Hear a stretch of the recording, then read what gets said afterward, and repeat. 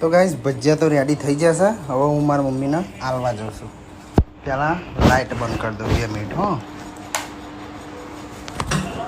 કારણ કે આપા એસી ચાલુ કરવાનું છે એટલે.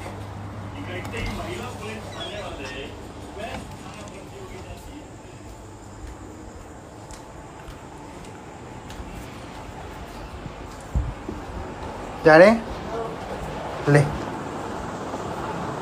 પટ્ટીઓ મારે છે. નાસ્તો આવી ગયો છે. રાધેશ્યામ. તો ગાઈસ હવે આપણે એ ભજીયા ખાઈ લઈએ. ગોટા ગોટા ડુંગળીના ગોટા બનાવ્યા છે. અને એક મોટું કંટારો આવતો હતો ને તે નાખી દીધું આમટું અને મરચાં.